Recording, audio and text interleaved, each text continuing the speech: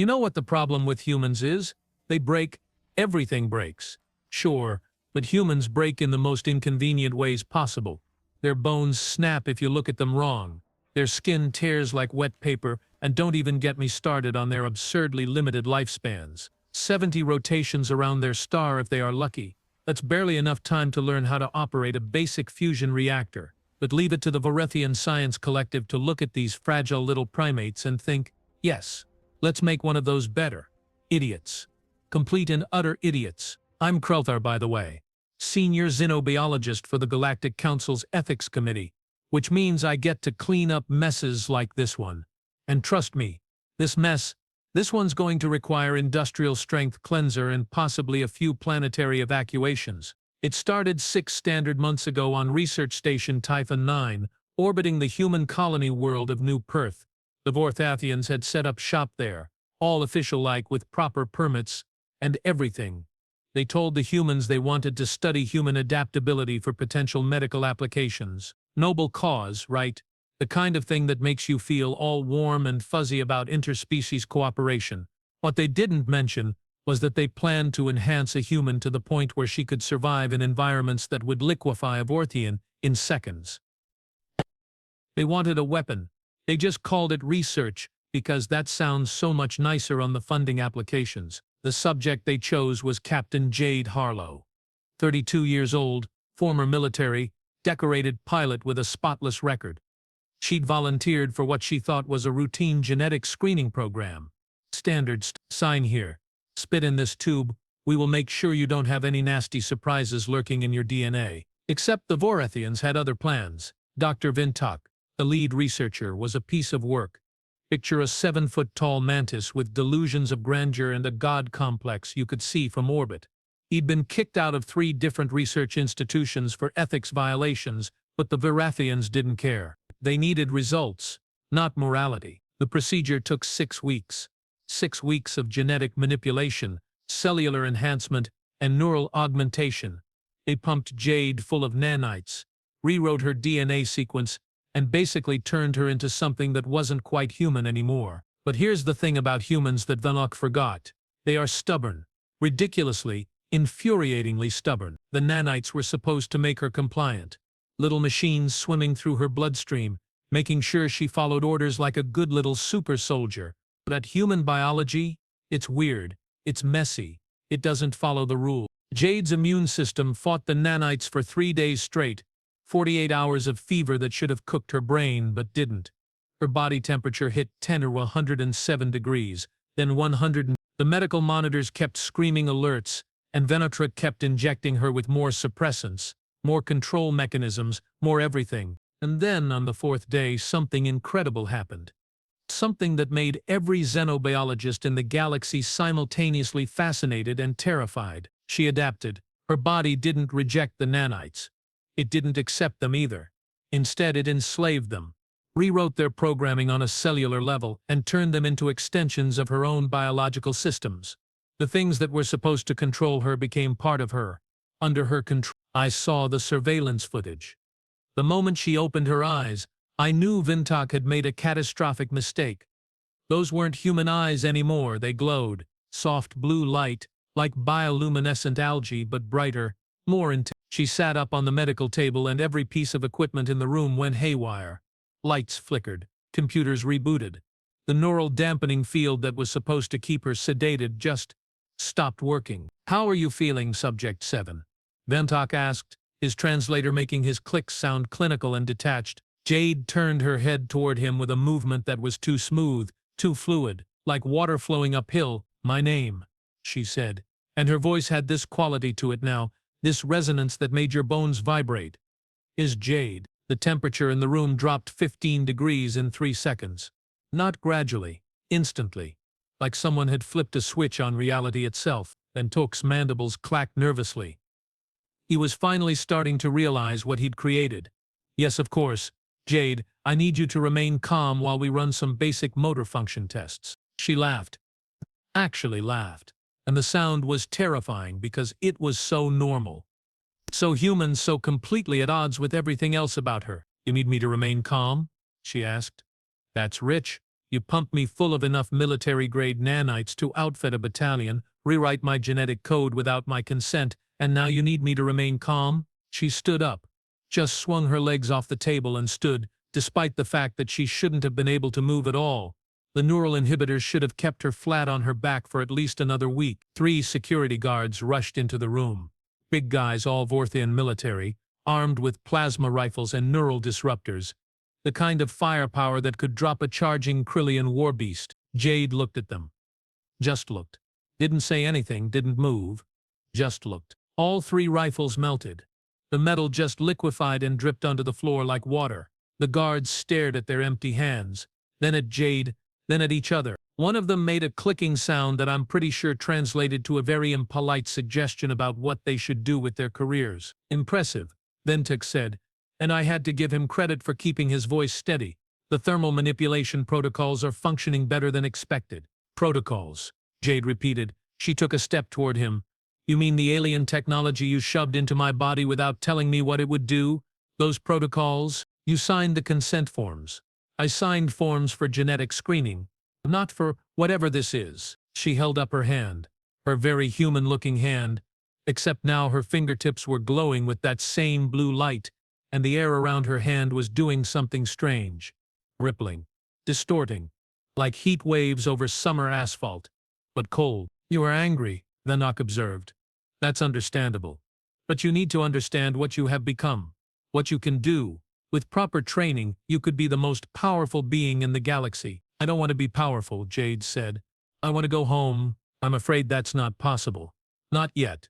We need to run more tests, collect more data. You are unique, Jade. The only successful subject out of 73 attempts. The others died?" She finished his sentence.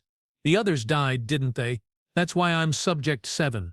Because subjects 1 through 6 didn't make it." The silence that followed was colder than the room temperature. "How did you know that?" Venetok asked quietly. Jade tapped her temple. "I can hear them. The nanites. They have memories. Digital memories of everything they have done. Every body they have been in. Every person who died screaming because you couldn't figure out the right formula." She closed her eyes, and when she opened them again, tears were running down her cheeks. Normal, human tears. But they froze solid before they hit the ground. Little crystalline droplets that shattered when they struck the floor. Emily was 19. Jade whispered. She wanted to be a doctor. Thomas was 47. He had 3 kids. Priya was 24. She played violin. I can hear their last thoughts, feel their last moments. "And you know what they all have in common?" Venok didn't answer. "They begged you to stop. Every single one of them begged, and you kept going anyway." The door to the lab exploded, not slowly, not with warning.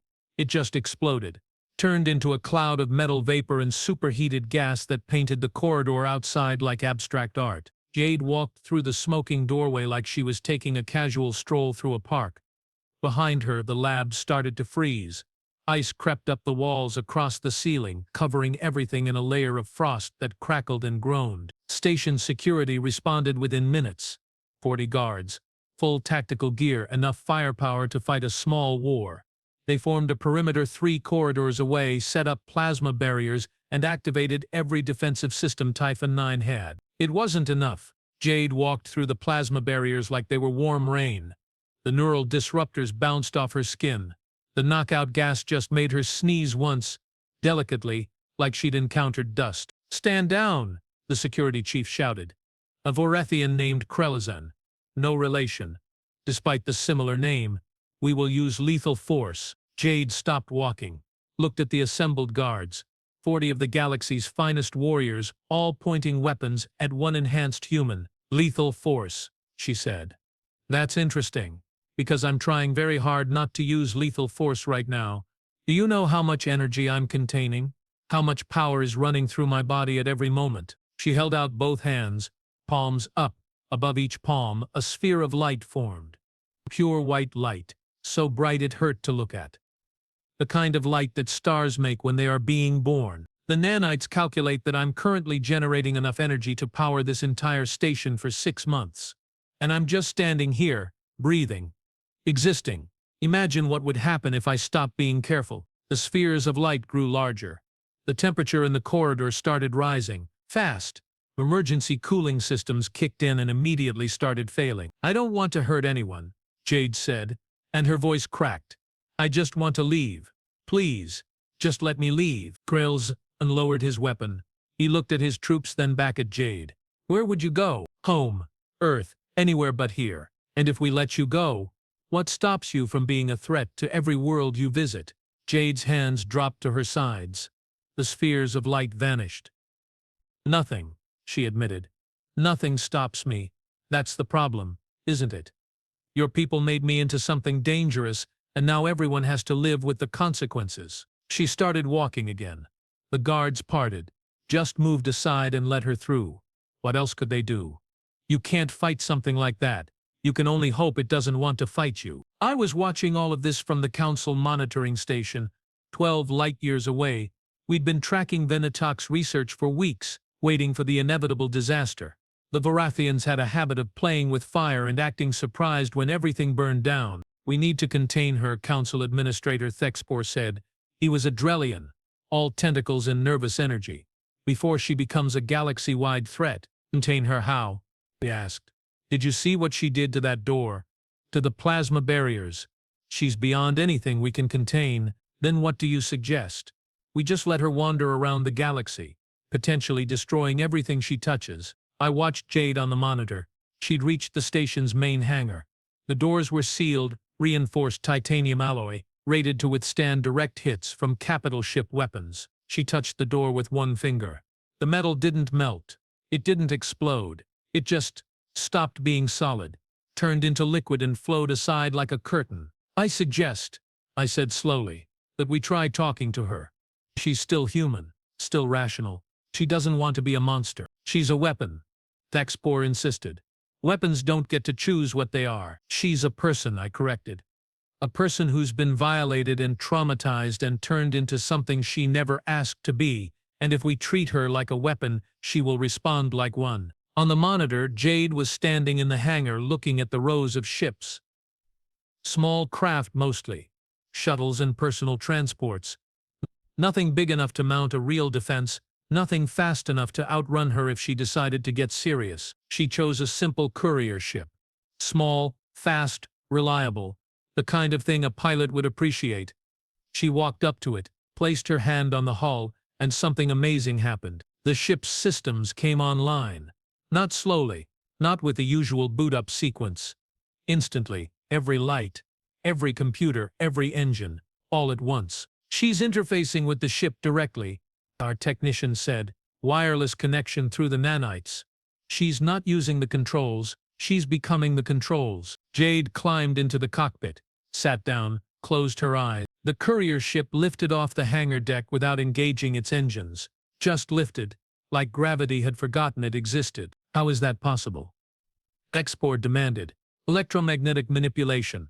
I guessed. She's generating a field strong enough to counteract the station's artificial gravity, maybe even strong enough to create her own propulsion. The ship rotated in midair, pointed toward the hangar doors. The massive blast doors that were designed to contain explosive decompression events. Jade opened her eyes. The doors opened, smooth and quiet despite the fact that their control systems were offline. They opened because she wanted them to open. The ship accelerated. In the vacuum of space there's no sound, but sensors registered the energy output, enough to light up every detection grid in the sector. She's heading for the edge of the system, the technician reported. Current speed, by the ancestors, she's pulling 1,500 gravities of acceleration. That should turn her into paste. But it didn't, because Jade wasn't normal anymore. The nanites were protecting her, compensating for the forces that would kill any other living being. She was pushing that courier ship to speeds it was never designed to reach, and she was doing it by will alone. Track her, Thexpor ordered. I want to know where she's going. We tracked her for 3 hours. She maintained that impossible acceleration, pushing deeper into the outer system, away from civilization, away from populated worlds. And then, right at the edge of our sensor range, she just stopped. The ship went dark. No engines, no power signature, nothing. Did she lose control? Thexpor asked. I don't think so, I said. I was watching the numbers, watching the way space itself was bending around her position. I think she's hiding, figuring out what to do next. Somewhere out there in the cold dark between stars, Jade Harlow was sitting in a dead ship, learning what she'd become, learning what the Vorathians had made her. And back on Typhon 9, Dr. Venetok was already designing the next experiment.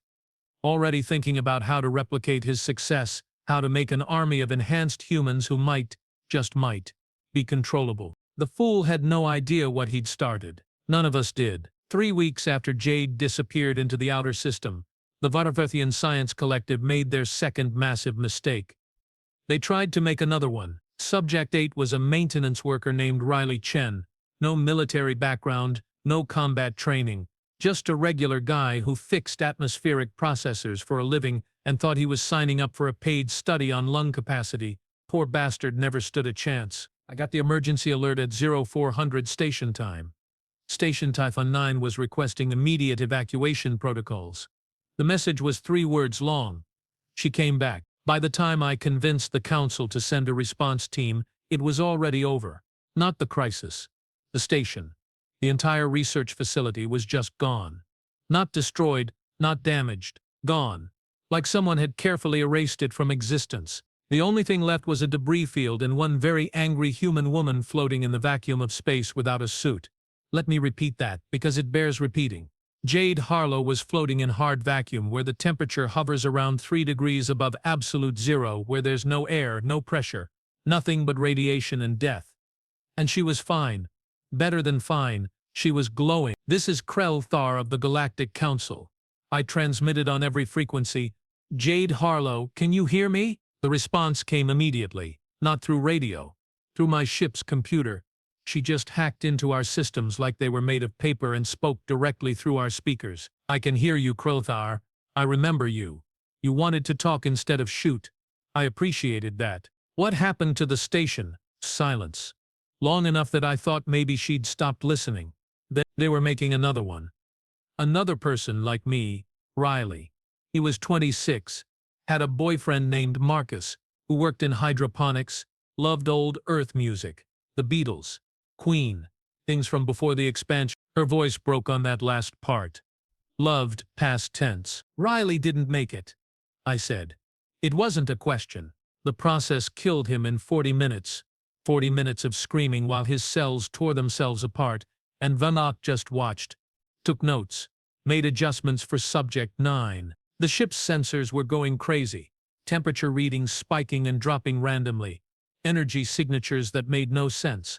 Gravitational distortions forming and collapsing in patterns that violated physics. So you destroyed the station. I gave them a choice, Jade said, and now her voice was cold. Colder than the vacuum around her. I told them to shut down the program. Destroy the research. Never try this again. They refused. Said they were acting within legal parameters, that the council had approved their work. I felt something twist in my chest. The kind of feeling you get when you realize you are complicit in something horrible. The council approved medical research, I said carefully. Not weaponization, not human experimentation. Same thing. In the end, you gave them permission to hurt people, and you called it science, so I took away their ability to hurt anyone else. Did you kill them? Another pause. The research staff had 30 seconds to reach the escape pods. Most of them made it. Vantak didn't. He tried to activate a fail-safe. Some kind of kill switch designed to shut down enhanced subjects. What happened? It didn't work. The nanites in my body rewrote the signal and sent it back. Whatever he built to kill me killed him instead. I tried to save him. Spent 5 seconds trying, but his physiology couldn't handle the feedback. He died cursing me in 3 languages. I looked at my sensor officer, a young Tyrellian named Joss. She was staring at her readouts, with the kind of expression people get when they realize the universe is much stranger than they thought. Captain, she whispered, I'm detecting life signs. Human life signs. Coming from her. That doesn't make sense. She's one person. No, sir. I mean, yes, sir. I mean... She pulled up the scan results. There are 17 distinct genetic signatures in her body, all human, all different. It's like she's carrying pieces of other people inside her. The implication hit me like a plasma bolt. The failed subjects. She absorbed them, or their genetic material, or their memories. Jade finished. She'd been listening to everything. The nanites don't discriminate. They collect information. When I touched Riley's body trying to save him, they took everything. His DNA, his neural patterns, his last thoughts. He's in here now. All of them are. Emily, Thomas, Priya, Riley, 16 others whose names I'm still learning. That's impossible. So is surviving in hard vacuum. So is moving a ship with my mind. So is half the things I have done in the last 3 weeks. Impossible is just a word people use when they don't understand something yet. My communications officer cleared his throat. Sir, we are receiving an urgent transmission from Council headquarters. Admiral Caution is ordering us to neutralize the threat. Maximum force authorized. Of course, the Council's first instinct was violence. Because that always works so well. Tell the Admiral that maximum force would be inadvisable. Sir, he's insisting. Tell him, I said loudly enough that my voice would carry through their transmission, that I'm talking to a human who can apparently disassemble space stations with her mind. And if he wants to escalate this situation into a galactic crisis, he's welcome to fly out here and try it himself. The communications officer looked like he might faint. You don't talk to Council admirals like that. Not if you enjoy having a career. But this was bigger than careers. This was about not doing something catastrophically stupid. Jade, I said, I need you to understand something. The Council is scared. When people are scared, they make bad decisions. And right now they are considering some very bad decisions. Let them, she said. I have spent 3 weeks learning what I can do. What these nanites can do. I can manipulate matter at the atomic level, generate and absorb energy across the entire electromagnetic spectrum, interface with any computer system, survive environments that would kill anything else in the known galaxy. If the Council wants a fight, I will win it. And I don't want to win it. Then what do you want? Silence again. But this time I could hear something. A sound like wind chimes made of stars. It was coming from her, from the energy fields surrounding her body. I want them to fix me, she whispered. I want to be normal again. I want to wake up and not feel 17 dead people living in my head. I want to touch something without worrying. I will accidentally atomize it. I want to be human again. My doctor, a Rothelian named Vexter, spoke up. If the enhancement process was reversible, the Vorathians would have built-in failsafes. The fact that they didn't suggests they never intended for their weapons to retire, Jade interrupted. I know. I have been going through Ventok's research files. All of them. Every encrypted database. Every hidden server. I know what they planned. Create enhanced humans. Use them as shock troops. Dispose of them when they became inconvenient. I was supposed to be controllable. Obedient. A good little super soldier. But you are not. No. I'm something much worse. I'm autonomous. Angry. And I have access to enough military-grade nanotechnology to level a planet if I lose control. That's when my ship's alarms started screaming. Proximity alerts. Something big was dropping out of faster-than-light travel. Multiple something. Council warships, Joss reported, 6 heavy cruisers, 12 destroyers, and a dreadnought. They are taking up attack positions. I pulled up the tactical display. The fleet had formed a perfect sphere around Jade's position. Overlapping fields of fire, nowhere to run. It was textbook military doctrine for containing a high-value threat. It was also completely pointless. Admiral Korchen is hailing us, my communications officer said. He wants to speak with you directly. The Admiral's face appeared on my screen. He was a Vorathian. Naturally. Big mandibles. Bigger ego. The kind of officer who thought overwhelming force solved everything. Krelthar. You are ordered to move your vessel clear of the target zone. We are implementing Containment Protocol 7. You mean you are going to shoot her? We are going to neutralize a threat to galactic security. She's one person, Admiral. One traumatized enhanced human who just wants help. She destroyed a Council-sanctioned research facility and killed 17 personnel. The facility was conducting illegal experiments, and she gave them time to evacuate. Ventok's death was self-defense. The Admiral's mandibles clicked rapidly. Agitation. You seem to have developed sympathy for this creature. I would remind you that your role is to observe and report, not to form attachments. She's not a creature. She's a person who was violated by our systems and then left to deal with the consequences alone. Regardless, Our orders are clear. The human will be terminated. If you refuse to move your ship, you will be terminated with her. I looked at my crew. Young Joss, with her sensor arrays. Rick Doctor with his medical scanners. The communications officer whose name I couldn't remember because he'd transferred in last week, all of them staring at me, waiting to see what I'd do. Jade, I said quietly. They are going to fire. You need to run. Where would I run? Her voice was sad, tired. They have faster than light ships. I have a stolen courier vessel. I can't outrun the entire Galactic Council. Then fight. Defend yourself. If I fight, people die. More people. The crews on those ships, maintenance workers, engineers, people who are just following orders, just doing their jobs. People like Riley was. The dreadnought was powering up its main weapon. A plasma lance designed to punch through planetary shields, more than enough to vaporize anything human-sized. 10 seconds to firing solution, Joss reported. Her voice was shaking. Jade, please. I don't want to watch you die. No, she said. You are a good person, Krillitha. You tried. That matters. 5 seconds. The plasma lance fired. A beam of superheated matter moving at a significant fraction of light speed. Enough energy to glass a city. All of it focused on one point in space where Jade floated. The beam hit and stopped. I'm not saying it slowed down. I'm not saying it was deflected. I'm saying it stopped. Like someone had pressed pause on reality itself. A column of stellar fire frozen in space connected to the dreadnought on one end and Jade on the other. Well, Jade said conversationally. That's not good. The frozen plasma started moving again.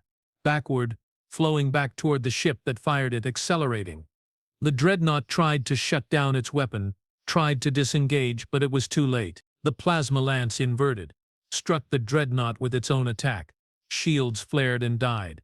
Hull plating vaporized. Emergency pods started launching as the ship began tearing itself apart. Cease fire. I was screaming into the communication system. All ships cease fire immediately. A panic had set in. The other vessels opened up. Missiles, kinetic rounds, particle beams. Everything they had, an attack pattern that could have destroyed a small moon. Jade raised her hands. Space twisted. Oh, I don't have better words for it. The fabric of reality just twisted around her, and every single weapon stopped. Missiles hung motionless. Kinetic rounds froze mid-flight. Energy beams bent away at impossible angles. I didn't want this, Jade said. She sounded like she was crying. I told you I didn't want this. The weapons started moving again. Slowly at first, then faster. Every missile, every round, every beam. All of them redirecting. Not toward the ships, not toward anything destructive, toward her. Jade absorbed them. All of them. Took enough firepower to sterilize a planet and just pulled it into her body like a sponge soaking up water. The glow around her intensified. Blue became white, became something beyond white. A color that human eyes probably couldn't even process properly. Energy absorption approaching critical levels, Vector reported. She's taken in more power than should be physically possible. Her body should be tearing apart at the subatomic level, but it's not. No. The nanites are distributing the load. Using her cells as capacitors, she's turned herself into a living battery. The attacking fleet had stopped firing. Finally realizing that shooting her only made things worse, the dreadnought was evacuating. Escape pods streaming away from the dying ship like seeds from a dandelion. How do we stop this? The Admiral was asking. His earlier confidence had evaporated. How do we contain her? You don't, I said. You ask her what she wants and you hope she's still willing to negotiate. Jade moved. Not walked, not flew. She just appeared next to my ship. One moment she was kilometers away, the next she was outside our viewport. Looking in. I'm going to release this energy, she said. All of it. But I can't do it here. Too many people, too many ships. I need to go somewhere empty. The asteroid belt, I suggested. Sector 7 is uninhabited. Nothing but rock and dust. That will work. But I need you to do something for me first. Anything. Find a way to fix this. Find someone who can reverse what Vanup did. I know there are other species in the galaxy, other civilizations that work with nanotechnology. There has to be someone who can help me. And if there isn't, she smiled. It was a sad smile but genuine. Human, Then I will find some place very far away and make sure I never hurt anyone again. But I'd like to try the other option first. I will find someone. I promise. Thank you. She vanished. Literally just vanished. Sensors showed a massive spatial distortion, then nothing. She'd teleported, moved herself through space using nothing but will and exotic matter manipulation. 30 seconds later, sensors detected a massive energy release in asteroid belt sector 7. The kind of release you'd expect from a stellar event. Jade was dumping all that absorbed power into empty space, turning rocks into vapor and vapor into light. When it was over, there was a new feature in that sector. A glowing nebula. Beautiful, deadly, and completely artificial, made by one enhanced human having a very bad month. Admiral Klarshin contacted me again. He looked like he'd aged 10 years in 10 minutes. What do we do now? Now, I said, we clean up your mess, we find the other facilities doing this kind of research, and we shut them down. We hunt down every copy of Venomtok's work, and we destroy it. And we help Jade before she decides that destroying research stations isn't enough. The Council will never approve. The Council will approve whatever I tell them to approve, because I'm the one who's been talking to the most dangerous being in the galaxy. And she likes me, which means I'm now the only thing standing between the Council and extinction-level consequences. I probably shouldn't have enjoyed the look on his face as much as I did. Over the next 2 weeks, I called in every favor I'd accumulated in 40 years of diplomatic service, contacted xenobiologists, nanotechnology experts, and genetic engineers from 17 different species. Most of them said reversing Venomtok's work was impossible. The nanites had integrated too deeply. The genetic changes were too extensive. But one person said maybe. Her name was Dr. Lyra Kess. Human, coincidentally, one of the top nanotechnology researchers in known space. She'd pioneered techniques for using nanites in medical applications. Healing, regeneration, the kind of work that helped people instead of turning them into weapons. I brought her to a neutral station in the outer territories, asked Jade to meet us there, and waited to see if she'd show up. She did. Walked into the conference room like a normal person. No glowing, no energy fields. Just a woman in a simple flight suit, looking tired. You must be Dr. Kess, Jade said, extending her hand. Lara hesitated, just for a moment, then shook Jade's hand firmly. I have read Venomtok's research. What he did to you was criminal. Can you undo it? Honestly, I don't know. The nanites have become part of your cellular structure. Removing them might kill you. But I might be able to modify them, reduce their capabilities, give you back some control over what you can do. Some control is better than none. It will take time, months, maybe longer, and it will hurt. Jade laughed. Actually laughed. Doc, I have got 17 dead people in my head telling me their life stories on repeat. I spent 3 weeks floating in hard vacuum, trying to figure out how to not accidentally destroy everything I touched. Pain I can handle. They started the work the next day. I stayed at the station, partly to observe, partly because I'd made a promise. I was going to see this through. The Council wasn't happy. They wanted Jade contained, studied, controlled. All the things that had led to this mess in the first place. But I had leverage now, public opinion. The story had leaked, as these things always do. Humans across the galaxy were calling Jade a hero. Other species were horrified by what the Vorathians had done. The Council couldn't kill her without starting a diplomatic nightmare. So they did the next best thing. They tried to forget about her, buried the reports, classified the research, pretended the whole thing never happened. But I didn't forget, and neither did Jade. 6 months later, Dr. Kess finished her work. The nanites were still there, still part of Jade's body, but now they were limited, controlled. She could still do amazing things. Generate heat, manipulate electronics, interface with computers, but she couldn't disassemble space stations with her mind anymore. Couldn't absorb enough energy to sterilize a planet. She was still enhanced, still dangerous, but human again. Mostly. What will you do now? I asked her on the day she was cleared to leave. Jade looked out the viewport at the stars. I don't know. Can't go back to my old life.